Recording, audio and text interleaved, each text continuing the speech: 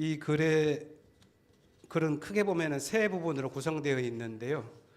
제가 기장신학의 DNA라 할 만한 것을 가운데 부분에 담았고 그것을 5가지로 하고 있습니다. 그래서 큰 대목 중에서 가운데 부분을 읽는 것으로 하겠는데요. 앞에 부분과 마지막 부분들은 간략하게 설명하는 방식으로 하겠습니다.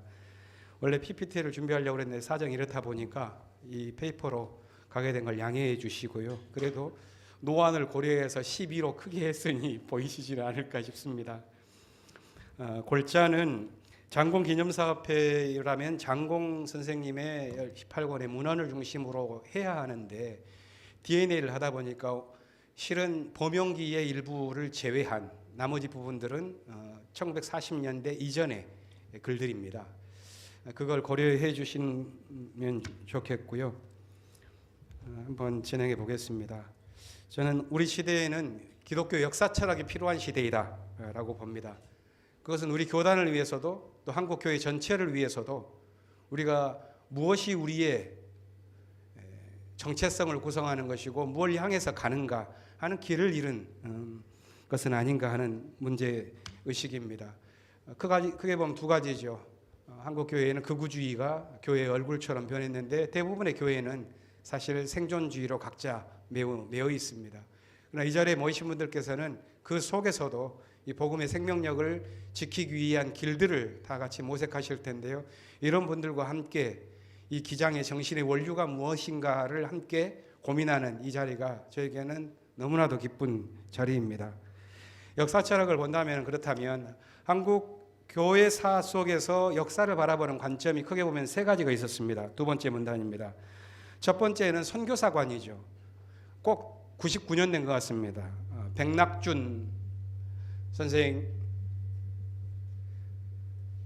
백낙준은 한국 교회사는 선교사들의 관점, 선교사관으로 봐야 한다라고 말해서 이분의 그것은 예일대 박사학위 논문으로 1927년이니까 거의 100년 된 거죠. 선교사들의 선교를 통하여 복음이 뿌리내린 이런 흐름 속에서 보는 것이 사실 한국교회의 대부분 이 백낙준의 관점이었는데 그 이후에 30-40년이 지나면서 민경배 선생님께서 아니다. 그래서 너무나도 위에서부터 연역적인 방식이다. 바닥에서 한국교회를 보면 2가지가 보인다. 하나는 민중들의 신앙, 다른 한국인들의 신앙, 그리고 다른 한편에서는 민족이라는 게 있는데 이 2개를 결합시켜서 역사를 다시 보자 한 게 민경배의 민족사관이죠. 하지만 1970년대 후반을 가면서 민중신학이 대도하면서 민중사관이라고 하는 것이 나왔습니다. 75년도부터 민중신학의 책이 나왔고 79년도에 아시아 교회협의회에서 한국에서 24명인가요? 이분들의 신학자들이 모여서 민중신학에 대한 세미나를 했는데 그때 한국신학대학교의 교회사 교수였던 주재용 목사님이 한국민중과 교회사라고 하는 관점에서 민중사관을 처음으로 말했지만 사실 10여 년 기간의 민중신학의 전성기 이 기간에 이 사관이 발전된 건 아닙니다. 하지만 오늘 이 논문에서 민중사관을 일단 이 세 사관 중에서 채택하는 것이고 그것이 정착된 것은 1992년도에 우리 한국기독교 장로회 출판 그 역사편찬위원회에서 한국기독교 100년사를 냈는데요. 거기에 주재용 교수님께서 1979년도에 쓴 역사 단계의 구분법에 따라서 이 92년도에 100년사를 썼습니다. 저는 그 틀을 받아들이면서 일단 민중사관이라고 하는 관점에서 민족사관으로 보완하는 방식으로 이 글을 구성합니다. 오늘날의 민중사관이 퇴조한 것처럼 보입니다. 여러 이유가 있겠는데요. 사회학자인 김홍준 교수에 따르면은 90년대에 들어서면서부터 특별히 IMF 이후로 우리 사회가 진정성의 시대에서 운동과 거대 담론을 쫓던 사회가 끝났고 생존의 시대로 갔다. 그 이후에 무언가의 거대 담론을 추구하는 것은 거의 공론처럼 보이는 시대가 되었다 하는 분위기가 사실 민중사관의 퇴조라고 하는 것을 설명할 수 있는 가장 현실적인 이유는 아닐까 싶습니다. 그런데 민중사관을 여전히 붙들고 있는 이유는 기독교의 복음의 이상 자체가 종말론적인 비전을 갖고 있고 그 비전에 비추어 보았을 때 민중사관은 포기할 수 없는 것이라고 말할 수가 있습니다. 그래서 민중사관을 재도입하는 건데요. 이 민중사관을 재도입하는 까닭은 단지 그런 민중이라고 하는 화두를 잇기 위함만이 아니라 현실적으로 우리 한국교회가 맡고 있는 가장 큰 위기 가운데 하나라고도 할 수 있는 선교의 확장력의 상실, 그리고 그 직접적인 이유인 극우주의의 등장인데요. 이 극우주의라고 하는 것은 저는 이렇게 표현을 했습니다. 2페이지 위쪽인데, 한국 교회의 누적된 병폐가 일거에 표출된 종합 질병이다. 그리고 그것을 구성하는 것은 네 가지인데, 하나는 신학적 근본주의, 둘째는 정치적 반공주의, 셋째는 신자유주의적 생존주의, 넷째는 실존적 허무주의가 결합한 반기독교적 반란이다 라고 저는 봅니다. 어떻게 이것을 넘어갈 것인가 하는 것이 큰 우리의 과제인데요. 사실 극우주의를 구성하고 있는 이 네 요소들을 보면 신학적 근본주의, 반공주의, 생존주의, 이것은 우리 사회를 묶어내는 거라기보다는, 또 한 공동체로서의 교회를 묶어내기보다는 분열시켜내는 흐름들입니다. 기장은 이 분열의 흐름과에 맞서서 복음이라고 하는 지점을 분명히 두고 그것을 향하여 함께 가자라고 하는 정신이 저는 유구하게 흘러온 한국의 전통 속에 기장이 꼽혔다라는 관점에서 이 기장신학의 원류라고 하는 그 부분을 추적해 보고 싶었던 것입니다. 두 번째 문단은 넘어가서 민중사관에 따르면, 그래서 주재용 교수의 그 79년도에 글에서 처음 발표되었고, 한국 기독교 100년사라고 하는 교단에서 낸 역사에 따르면, 2페이지 마지막 문단입니다. 5개로 구분합니다.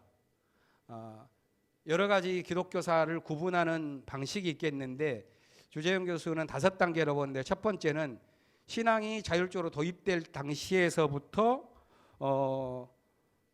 그러니까 세례자가 기독교인이 처음 있었던 시기가 좀 애매하긴 합니다. 1876년이라고 그 책에 나오는데 79년으로 보기도 하고 1882년으로 보기도 합니다. 이때부터 독립협회가 창립된 1896년까지가 1기, 이때는 기독교가 새하늘 희망으로 민중에게 수용된 시기.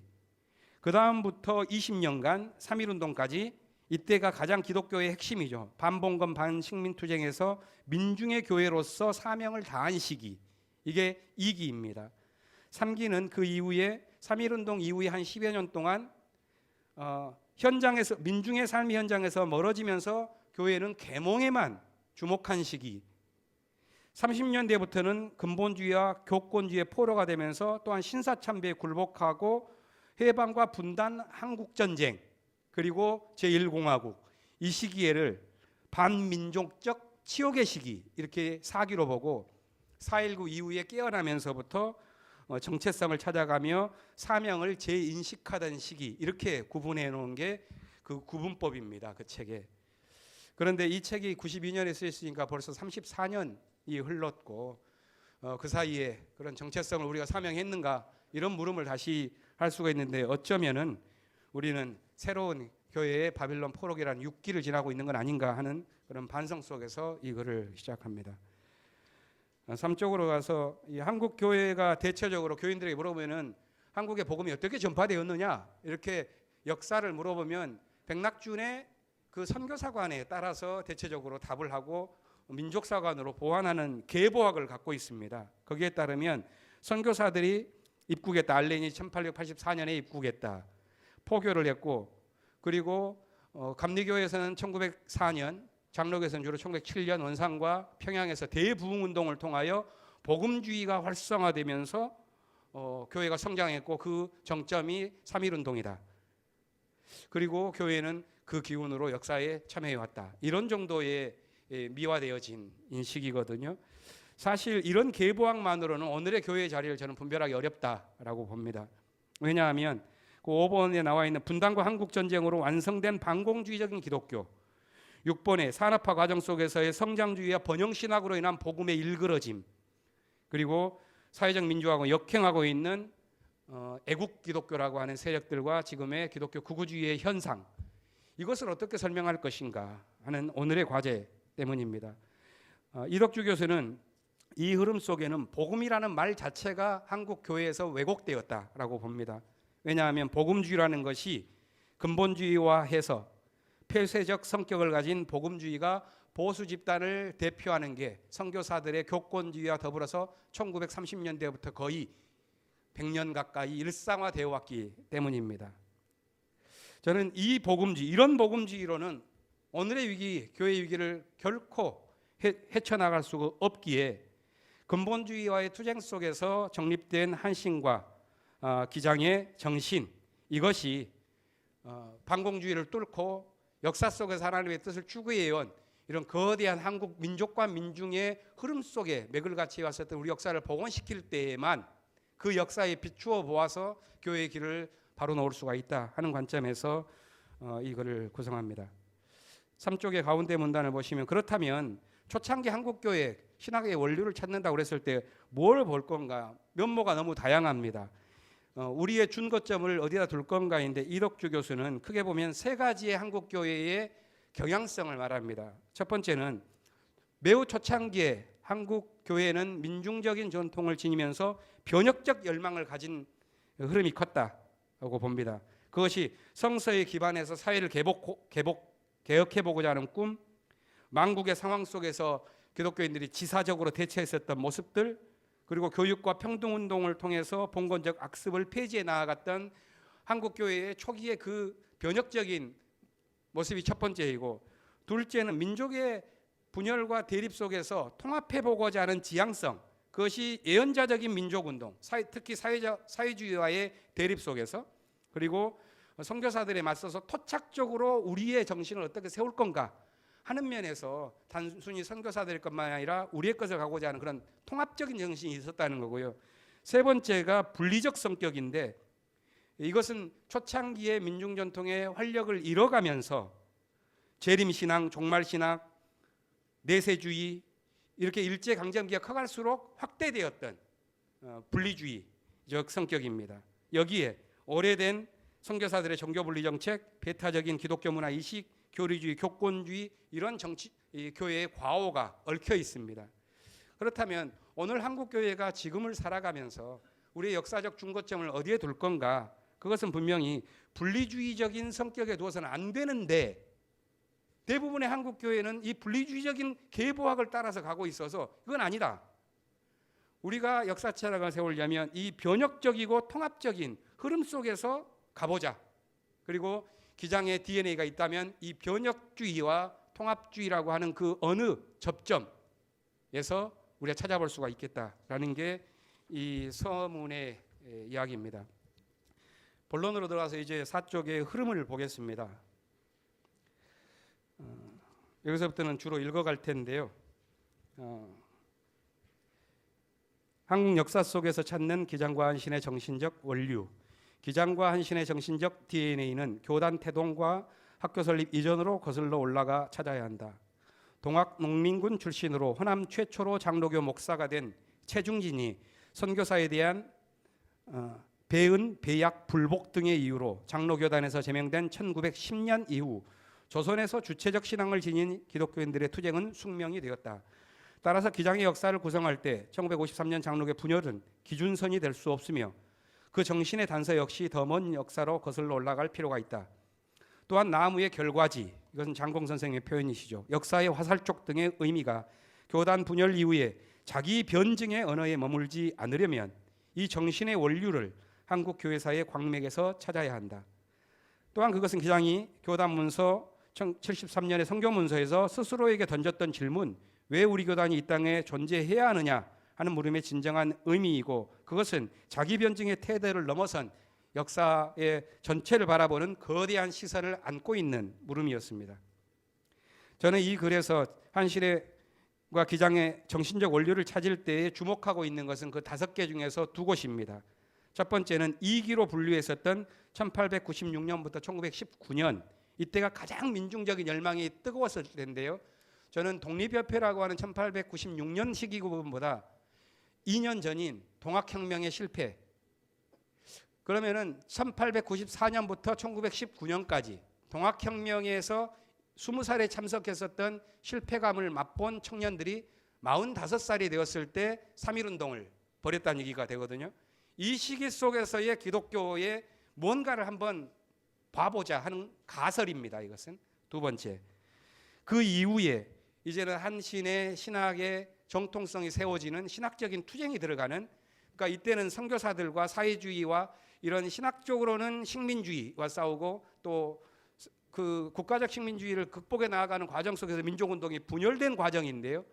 이때는 변혁주의로만 설명될 수 없는 뭔가에 함께 통합해내고자 하는 매우 애연자적인 민족운동이 일어나는데, 이 민족운동을 지지했었던 그룹들 속에서 있는 주체적인 신학투쟁, 저는 이것이 큰 흐름에서 한신의 정신적인 원류를 볼 수 있는 그런 부분이라고 보고, 이 두 시기 속에서 5포인트를 잡아서 한번 그 정신의 원류를 추적해 보고자 합니다.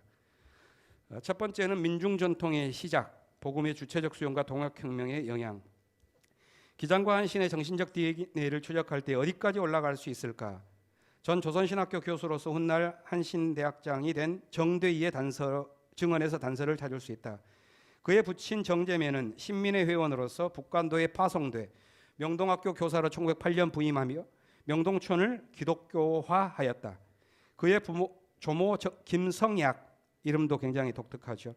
평남 숙천 지방의 작은 기독교 신앙 공동체에서 선교사들이 입국하기 이전에 이미 크리스천이 된 분이었다. 그는 자신의 경험을 바탕으로 한국교회의 특징을 자발성, 선교사들이 한국에 들어오기 전에 천주교회와 장로교가 자발적으로 조직된 특이성에서 찾는다.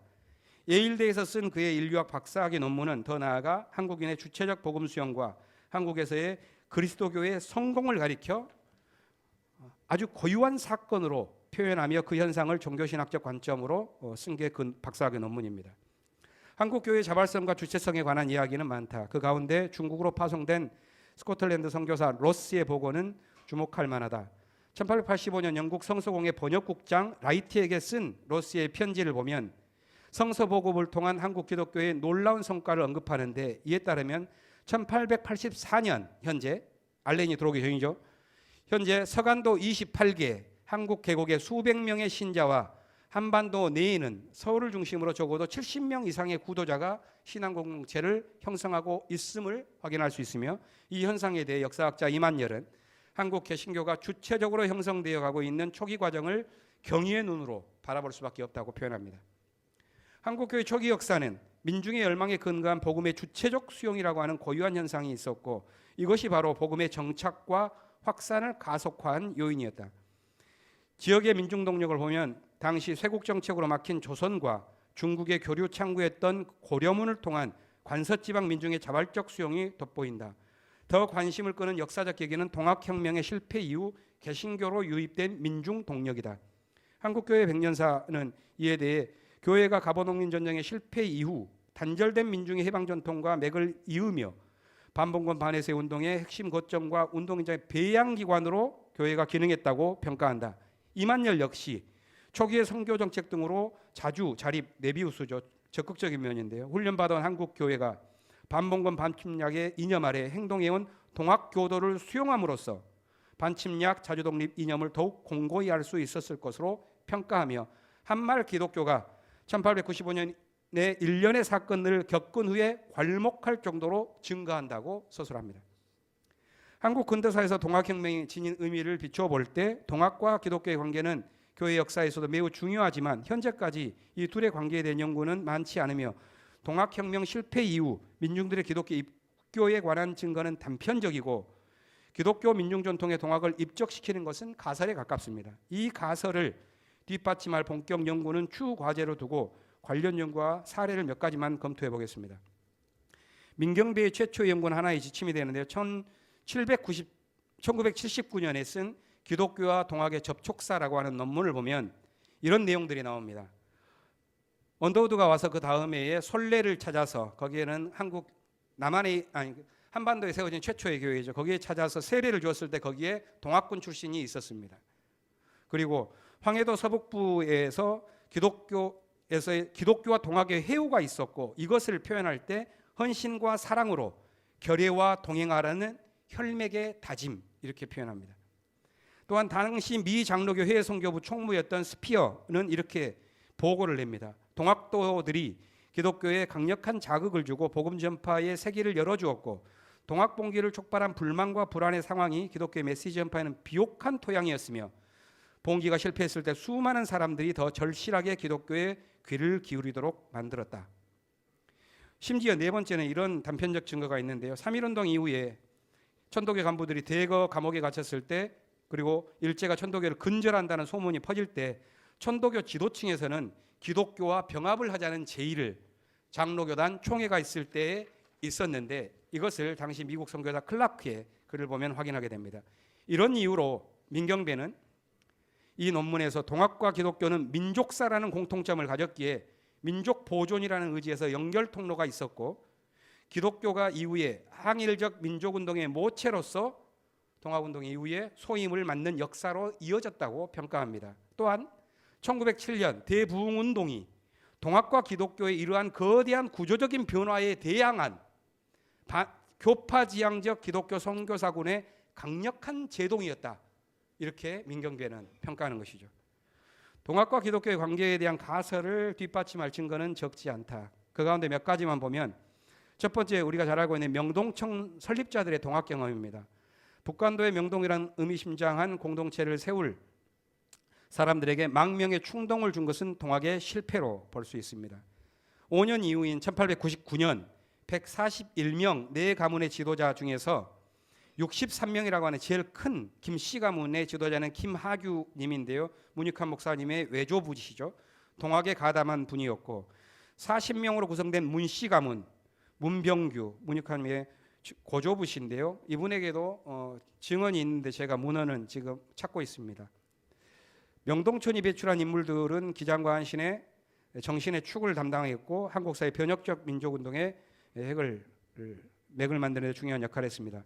동학과의 더 직접적인 관계는 지금 찾고 있는데, 제가 찾고 있는 것 가운데서 발견한 것만 말씀드리면, 익산에 가면 우리 기장에 동년교회가 있습니다. 거기에 초대 장로 백낙주는 동학의 소접주로 동학에 참석했고, 우금치 전투에서 실패한 후에 절망하면서 동년마을에 숨어들어서 술로 하세호를 보내다가 복음을 접하고 회심하면서 일거에 친구들과 교회를 세웁니다. 이게 동년교회입니다. 그 옆에 있는 익산의 남전교회 역시도 마찬가지입니다. 한 장로님께서 저와 동행하시면서 남전교회의 초대교회 장로님 몇 분이 계시는데 저분이 내 할아버지인데 저분이 동학도였다라고 했는데, 그 기록을 남전교회 역사라든가 이걸 통하여 제가 아직 찾지 못했습니다. 또한 앞서 언급한 정읍의 최중진 목사는 24살에 동학혁명에 참여하였고, 동료들이 처형되고 조직이 해산돼서 미 남장로계 선교사가 그때 호남 지역을 하고 있었죠. 테이트로 인하여 기독교에 입교하고 그의 조사가 되어서 많은 교회를 세웁니다. 그러나 1910년에 선교사들의 교권주의에 맞서다가 목사직을 제명당하고 자유교회 운동을 벌이면서 노비철폐운동, 형평사운동과 노동민중운동을 활발히 진행합니다. 동학과 기독교의 관계, 개신교의 관계는 아직 잘 밝혀지지 않았지만 그 둘의 관계가 호남을 비롯한 많은 지역에 있을 개연성이 있고, 역사적으로 1904년 설립된 일진회가 친일 노선을 걷게 되었을 때 동학의 후예들이 했을 선택을 생각해 보면, 또 1907년 의병 이후에 민중의 피난처로 교회를 대안조직으로 고려되었을 때 교회로 흘러든 민중전통의 흐름은 우리에게 가시적 증거보다 더 클 수 있다고 생각합니다.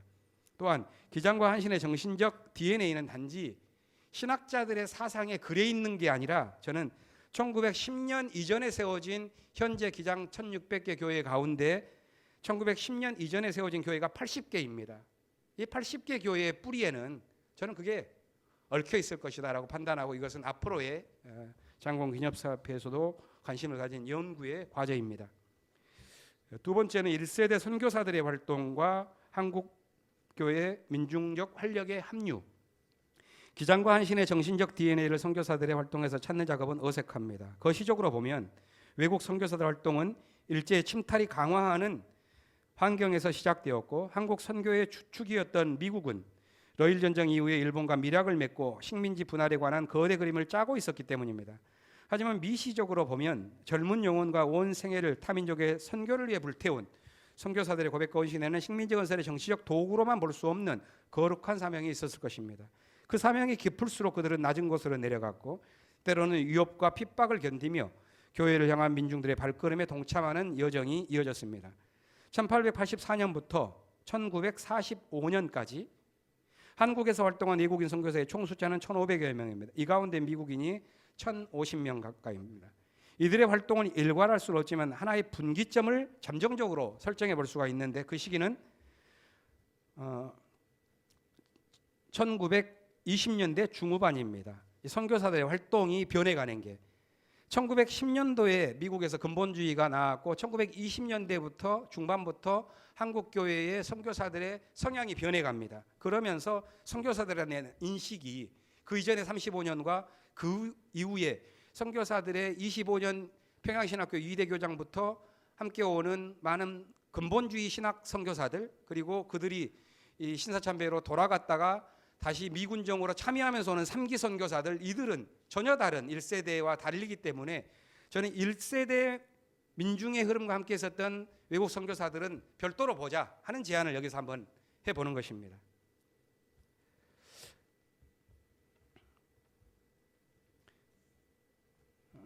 중간쯤 가서 다시 새로 시작되는 것부터 읽어보겠습니다. 1920년대 중반 이후 근본주의적 탈정치적 성격을 지닌 2세대 선교사들과는 다른 방식으로 그 이전에 활동한 1세대 선교사들의 헌신과 업적을 평가할 수 있다. 그들에게 헌신이란 예수의 복음이 가장 낮은 곳까지 내려가는 것을 의미했고, 그들의 업적은 교육과 의료, 문화와 인권 분야에서 여실히 나타났다. 그 사례는 한국교회에 잘 알려졌기에 여기서 서술할 필요는 없을 것이다. 또한 외교 데스크의 먼 선교사 대부분은 한국 민중의 독립에 대한 열망을 체감했기 때문에 지방일수록 배일 성향을 뚜렷이 가졌다는 점은 중요하다. 당시 선교사들의 신학은 세 부류로서 감리교 선교사의 하디를 중심으로 한 영적 부흥주의 신학, 장로교 선교사 마펫을 시작으로 한 깔뱅 정통주의 신학, 장로교 선교사 서고도를 중심으로 한 역사참여적 진보 신학, 이 세 흐름이 있습니다. 이 가운데 기장은 세 번째의 흐름과 함께하면서 두 번째의 흐름과의 교류하며 투쟁했습니다. 그 가운데 기장은 교단적으로는 1898년부터 한국 선교를 시작한 캐나다 장로교회와 동역 관계를 지금까지 맺어오고 있고, 이들은 함경도와 북간도를 중심으로 활동해 왔고 신학적으로 근본주의에서 자유로웠습니다. 기장교단의 기틀을 만든 이들 가운데 캐나다 선교부와 영정에서 인연을 맺은 문재린, 정대위, 김재준 등이 있고 캐나다 선교부는 이들을 후원하였습니다. 그 가운데 서고도 선교사는 40년간 한국 선교에서 든든한 신학 동지였습니다. 그는 은진중학교와 영생고등학교 교장으로 김야경과 함께 교육사업에 헌신했고, 조선신학교가 출범할 때 교수로 동역하다가 김재준과 함께 장로교단에서 제명될 때 운명을 같이 합니다. 장로교단이 갈라진 후 캐나다 연합교회 선교부는 바로 그 다음인 1954년 기존의 예수교 장로교와 선교 협력 관계를 종료하고 기장과 관계를 공식화했으며 그 후로도 이 약속을 신실하게 지킵니다. 한국신학대학의 동자동에서 수유리로 이사할 때 교사를 지을 수 있도록 재정을 1957년도에 여기 지을 때 지원했고, 1974년에는 선교사 사택으로 지금 서대문 교육원을 포함한 모든 자산을 매각하지 않고 기장에게 전 재산을 이관합니다. 이는 단순한 자산 이전이 아니라 일방적 수혜 관계가 아니라 동역 관계로의 선교의 전환이라고 하는 한반도 선교에서 매우 중요한 관계입니다. 특히 4년 전에 재산권 포기 선언할 때도 매우 감동적인 호응을 해오는 등 이런 긴 선교사와의 좋은 관계를 맺고 있습니다. 이런 감동적인 선교를 볼 때 저는 그 앞으로 내려가서 우리는 선교사들과 맺는 그런 기억들이 좀 많이 제거돼 왔는데요. 기장 내에서는 좀 다시 상상력을 발휘해서 좀 넓혀가고 발굴하고 우리의 것으로 전유할 필요가 있겠다 하는 생각을 해보는 것입니다. 그 예 가운데 하나가 이것입니다. 이런 감동적인 협력관계를 고려할 때 만일 한국에서의 기독교 선교가 역사와 민족의 삶에서 멀어지지 않고 초기의 민중 전통을 계승해 왔다면 어떠했을까 하는 상상을 해보게 된다. 예를 들어 위치상 서울의 중앙교회로 불렸던 승동교회는 신분 해방과 관련된 시대 열망에 부응한 역사를 갖고 있다. 백정 출신 박성춘의 입교와 세례로 교회가 갈등을 겪을 때 교회 분립까지 감수했던 배경에는 신분 차별로 인한 민중의 고난에 함께하며 백정 환경을 지원한 선교사 무어의 활동이 있다. 반상 갈등으로 교회의 분열을 겪은 후 신민들의 권당결 교회로 다시 하나된 승동의 역사에는 한국 교회의 위대한 전통 가운데 하나이다. 여기에는 승동의 가운데에는 1910년대 여운형이 조사로 있었고 그 10년대 말에는 담임 목사 차상진이 3.1운동 이후에 경문을 발송합니다. 제가 이제 주목하는 것은 승동의 김용구 목사입니다. 4대 담임 목사인데요. 차상진의 뒤를 이은 김용구는 기장의 인물과도 인연이 많습니다. 1910년 그는 강제 병탄이 있자 관직을 박차고 만주로 건너가 이동영과 함께 독립운동을 했고 김철이란 가명을 통하여 명동학교 교사를 했을 때 문재인 김신묵의 혼례에 축사를 받는데 그때 그는 이동희로부터 목사가 되라는 공고를 받고 일본 유학을 한 후에 21년에 승동에 조사로 와서 담임 목사까지 8년간 하면서 여기서 돌아가십니다. 한때 그는 생활 철학이 청빈 사상으로 알려졌고 이것은 당시에 노예 회의록이 기재될 정도로 유명한 그의 사상이었습니다. 그가 심호하던 때 남대문 교회 조사로 있다 3.1운동으로 투옥되고 석방된 후에 송창근이 승동을 출석했고 이때 승동을 출석하던 김재준이 김용구 목사에게 세례를 받고 흥액교회에서 임명해서 이 당시 22년도에 온 김대현 장로님이 장로가 돼서 18년을 있으면서 조선신학원을 여기에서 설립하게 됩니다. 기장과 한신의 핵심 지도자들이 모인 김유한 인연입니다. 만일 우리가 교파주의에서 좌우이로운 지금은 거긴 합동이죠.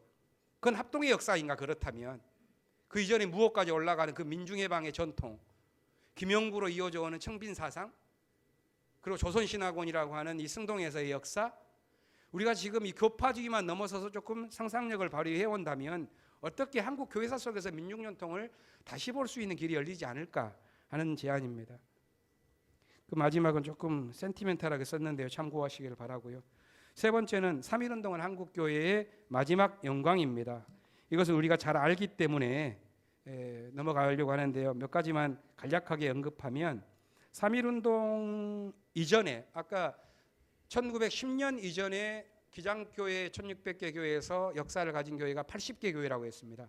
3.1운동 이전인 1918년 이전에 세워진 교회가 105개입니다. 그리고 거기에서부터 교회가 퍼져나가죠.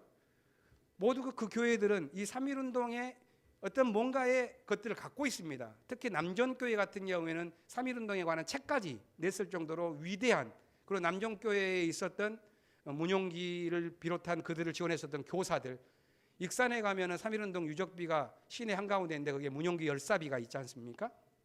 이게 남전교회에서부터 행진해가지고 간 거인데요. 저는 그런 교회를 남전교회만이 아니라 지금 이 80개 교회의 교회사들을 좀 뒤져가고 있는데요. 능곡교회에도 그 흔적이 있고 안성제일교회에도 흔적이 있고 거제 옥포교회에도 뚜렷하게 있고 또한 목포에 있는 양동교회 같이 유서 깊은 교회에는 이 3.1운동의 주축돌들입니다. 저는 이것이 굉장한 민족주의적인 어떤 힘을 가진 마지막 우리의 분출구였었고 여기에서부터 뭔가 퍼져나갔다면 우리 역사를 그렇게 쭉 올라가서 거기서부터 그걸 끌고 오는 작업들이 앞으로 더 있어야 되지 않겠는가. 그리고 또 이제 3.1운동이라고 그러면 그것만이 아니라 33명으로 대표되어지는 이 서명자들 말고 이 일이 진행될 수 있도록 실질적인 뒷받침하는 사람이 있다고 말하는데 그가 함태영입니다. 함태영은 지금 남대문 밑에 있는 남대문교회 제중원에서부터 출발한 한국의 모교회라고 스스로 말을 하는데 그 교회 1919년에 조사였죠. 그리고 함태영이 3.1운동으로 그것 때문에 갇혀서 제일 긴 옥살이를 하러 들어가는데 그 이후 이어지는 조사가 만우 송창근입니다. 송창근에 이어서 송창근이 이때 또 감옥에 갔다 나와가지고 3.1운동 그 이후로 고향을 방문하면서 김재준을 픽업한 거 아니겠습니까? 그렇다면 우리의 역사의 실제 매듭매듭에도 3.1운동과 관련되어진 뜻깊은 무언가가 있으니 좀 이런 부분들을 우리의 역사 속에서 복원해내야 되겠다 하는 생각을 하게 됩니다. 넷째는 사회주의 운동입니다. 기독교와 사회주의라고 하는 것은 좀 보기가 어렵겠지만 이때부터는 교회가 완전히 민중으로부터 멀어져 나아가는 틀인데 그렇다면 우리가 역사를 복원할 때 피할 수 없는 이 민중운동의 한 축인 사회주의의 관계는 어떻게 할 것인가 하는 것이 네 번째 문제입니다. 한국 사회에서 1920년대 본격화한 사회주의 운동에서 기장과 한신의 정신적 DNA를 찾는 작업은 부질없는 일이다. 기장의 스승들은 대체로 사회주의 운동보다는 기독교 민족주의에 몸담고 그 시대를 지나왔고 분단과 한국전쟁 시기에는 체험적 반공주의자로 살았기 때문이다. 하지만 20년대 새로운 민중운동으로 태동한 사회주의 운동과 그 이전 변혁적 민족운동을 전개해온 기독교가 다양한 방식으로 접점을 형성했기에 그 관계 방식에 관한 역사적 고찰을 통해 오늘의 교훈을 찾을 수 있을 것이다. 또한 오늘의 반공주의를 끊을 수 있는 길도 거기에서 찾고 그 지점에서 기장의 DNA가 어디 있을까 우리는 상상해 보기도 합니다. 두 번째 문단은 넘어가겠습니다. 세 번째 문단도 초기 사회주의가 1920년대 발흥할 때 기독교, 개신교와 함께 대립했던 것은 결코 아닙니다. 코민텔은 6차 대회, 그러니까 1927년도에 그전까지는 민족해방농성에서 이제는 계급투쟁으로 가면서부터 기독교를 개량주의 이렇게 말하면서 3.1운동이 배척하는, 아니 사회주의가 기독교를 배척하는데, 그 이전까지는 여성들의 사회주의 운동 그룹과 기독 개신교 그룹이 운동이 만나서 매우 장엄하게 펼쳤던 근우의 운동 1920년이고요. 그리고 민족해방전선을 활발하게 펼친 신간의 사건이 사회주의 그룹과 개신교 그룹이 만들어낸 게 1927년 마지막 사업인데요. 이때까지는 사회주의와 기독교의 벽이 그렇게 크지 않았죠. 근데 그 이후부터는 벌어집니다. 그리고 이렇게 벌어지게 되자 밑에서 한 8째 줄 보시면 1932년 장로교단에서 제정한 12개 사회신조는 일체 유물교육, 유물사상, 계급투쟁, 혁명수단에 의한 사회개조와 반동력 탄압에 반대한다. 이런 것을 교단에서 결의하고 반공주의를 교리화하기 시작합니다. 그러니까 이때 사회주의에 몸을 담았었던 옛 지도자들, 이동희, 여운형 이런 탁월한 기독교 지도자들이 기독교를 버리고 사회주의로 아예 건너가 버리게 되는 것이죠.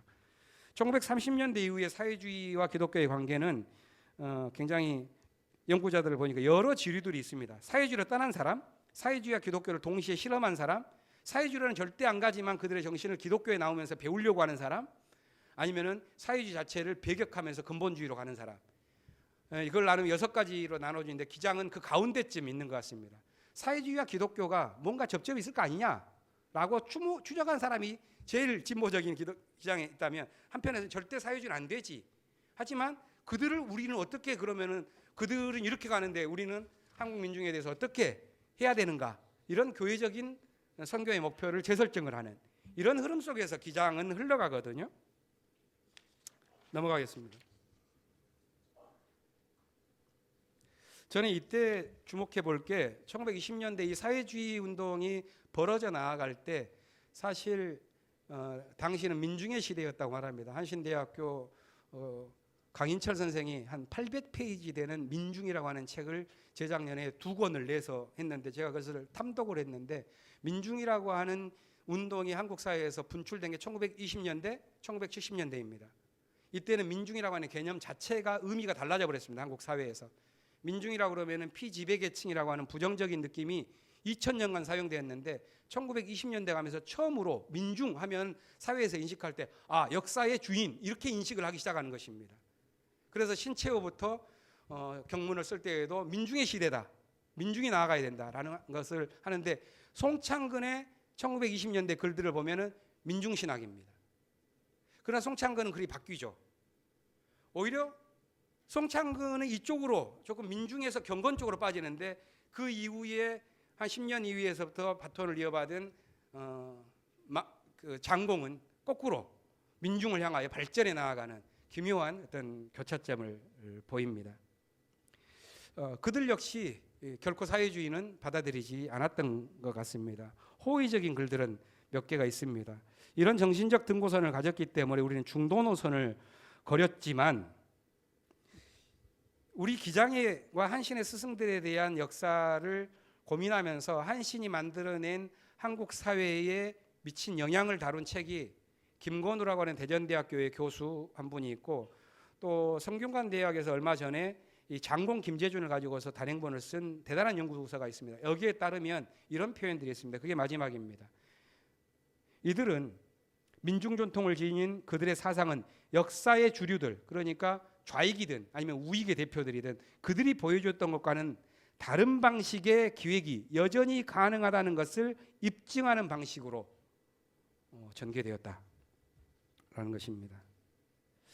저는 이제는 이런 것을 좀 살려가면서 과거에는 우리가 이 사회주의 운동을 제대로 바라보지 않으면 진보 역사 사회학자들은 사회주의 운동과 공산주의 운동사를 중심으로 두고 기독교 개량주의, 반공주의는 골통주의 이런 식으로 보는 일반 사관이 하나가 있고, 한국 교회 사관은 대체적으로 선교 사관에 따라서 반공주의 사관을 가서 기독교는 반공주의 이 둘 중에 선택을 해야만 하는 역사 신학을 갖고 있었는데 이거 깨트려 버리자라는 것입니다. 그래서 사회주의 운동가의 관점 속에서 어떻게 예언자적 민족주의 운동이 전개되면서 사회주의적 정신을 흡수하고 또 사회주의적 이 운동이 1920년대 30년대에서 50년대까지 실상은 분열주의를 거듭하면서 우리 민족을 파편화시키고 그 이후에 민중운동을 완전히 남한에서 해나갈 수 없도록 소진시켜 버렸는데 이것을 재평가할 수 있는 그런 기회들도 떳떳하게 갖자라고 하는 것이 이 네 번째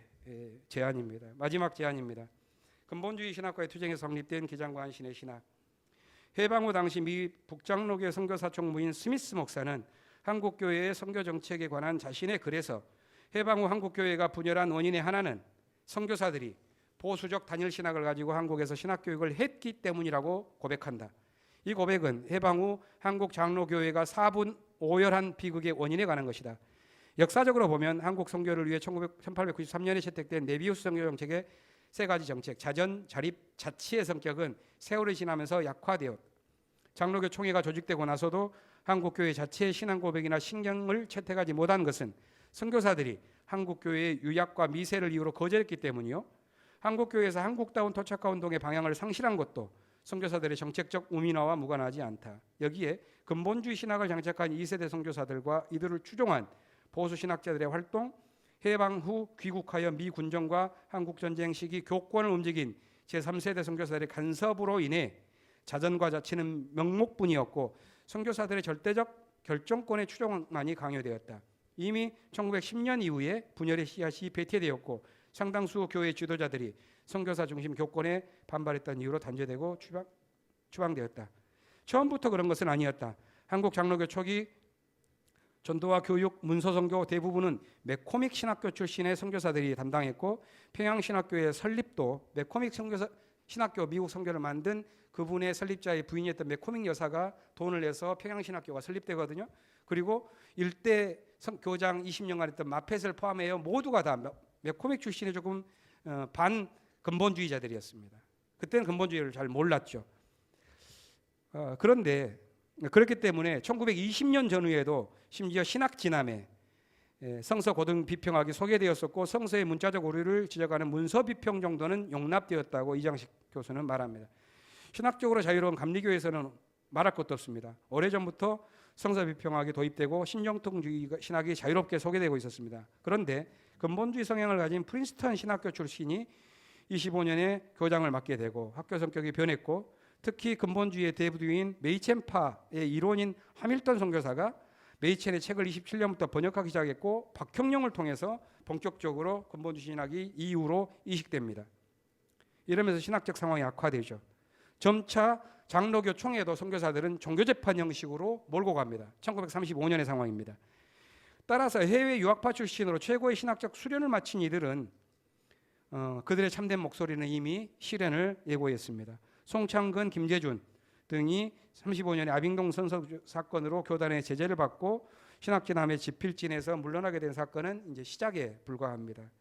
기장과 한신의 정신적 DNA는 이런 혼탁한 상황에 맞선 명료한 신학투쟁 속에서 연결어갔습니다. 송창근이 먼저 선교사 중심 교권주의와 근본주의 신학을 토대로 한 소위 정통파에 대한 신학적 포문을 열기 시작합니다. 오늘 본문에서는 오늘 그 발표에서는 1940년대 이전의 자료를 말하기 때문에 김재준 목사님이 쓰셨던 우리에게 익숙한 1948년 이후에부터 1954년도까지의 정통파들과의 논쟁 속에서 나온 수많은 글들은 여기에 들어가 있지 않습니다. 오히려 장공 글과는 달리 만우의 글을 몇 가지 인용했는데 이게 얼마나 장공의 정신과 필체에 교류하는지를 한번 봐주시면 좋겠습니다. 그가 산정현 교회 담임으로 있었던 1934년에 쓴 조선 기독교의 위기는 선교사들의 정책을 비판한 해방 전의 최초의 유일한 글입니다.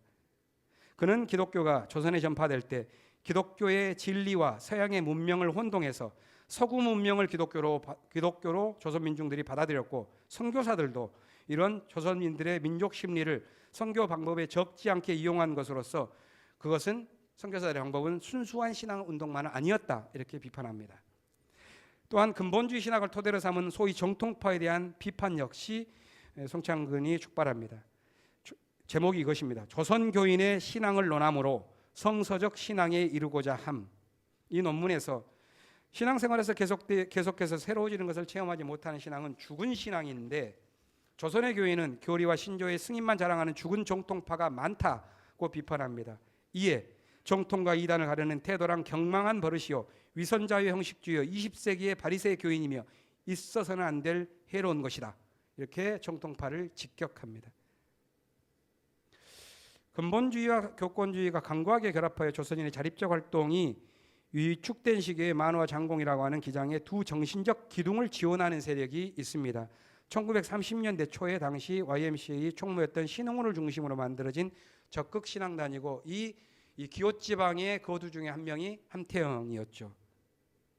일제는 이 적극신앙단을 매우 위험한 단체로 보았는데 결국에는 실패합니다. 여러 이유로. 이 적극신앙단은 감리교와 장로교가 함께했고, 장로교에서는 이것은 우리의 신조에 위배된다 하면서 장로교 총회에서 배격해버렸습니다. 그런데 이 서울 지역에서 일어난 사람들이 만화 장공이 서울에서 활동할 때 지원을 합니다. 이러면서 기장의 어떤 데서 판도가 형성되는 거죠. 북한도, 함경도 이쪽에서 있는 아주 열렬한 변혁적 민족주의자와 호남과 이쪽 지역에서의 민중전통 동학이라고 저는 가설을 세웠는데, 이 민중전통이 손쉽게 결합을 하고 기호지방에서 서북지방의 관서지방, 이때는 이들이 교회의 40%였습니다. 이들이 선교사들 중심으로 교권주의를 형성하고 있었을 때 기호지방의 교인으로 보면 4%밖에 안 되는 서울 중심의 경기도와 작았는데, 이들이 적극신앙단 운동을 하면서 맞섰거든요. 인물로 보면 안창호 기호파 관서파와 이승만의 이 적극신앙단 서울파들이 이러면서 서울 기호파 세력들과 이 북간도에서부터 오는 이 축들이 이어지면서 기장의 판세가 생기는데, 기묘하게 송창건을 거기에 끼면은 연결점이 생깁니다. 이분은 수양동의 사건을 하면서 실은 안창호파로서 관서지방과도 깊은 교분이 있었기 때문에 전도사 시절에 박사학위를 논문 마치자마자 산정형 교회라고 하는 평양의 유서 깊은 교회에 바로 들어가는데, 거기는 조만식부터 하는 수양동의 동지들이 있지 않았다면 불가했습니다. 그리고 이분이 나중에 30년대에 상금정 교회를 비롯한 이런 경상도에서 활동들, 이런 것들이 이어지면서 연결고리가 만들어지는 거죠. 이렇게 본다면 기장의 이제 판도는 어느 정도 지형 구조적인 것들은 만들어지는데요. 이렇게 보았을 때 기장의 유전자들은 단지 40년의 조선신학교, 53년의 교단 분열에서의 우리의 변증, 이것보다는 훨씬 전으로 올라가서 우리의 정신들을 가지고서 우리의 역사관을 재구성하고 가는 게 좋지 않겠는가 하는 것입니다. 마지막은 너무 좀 이런 당찬 얘기만 하는 게 기독교인으로서는 사실 한국 민중의 역사로 본다면 부끄러운, 반성해야 될 부분들이 많지 않은데, 그런 부분에 대한 우리의 반성적인 것들에 대한 가장 먼저 나온 예언자적 목소리로 송창근의 남북 갈등을 종식하자라고 하는, 그때 남북 갈등이라는 것은 관서지방, 서북지방의 사람들이 북이요, 기호지방의 사람들이 남이어서 이 갈등이 격화되고 있을 때 안 된다. 남이교도 북이교도 그것은 기독교가 망하는 것이다. 절대적으로 함께 가야 된다라는 게 송창근의 1930년대 중반의 통합주의 정책의 핵심 사상인데요.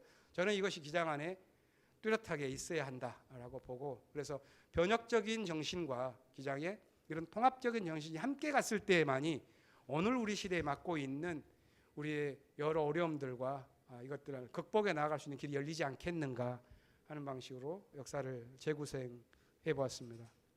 들어주셔서 감사합니다. 마치겠습니다.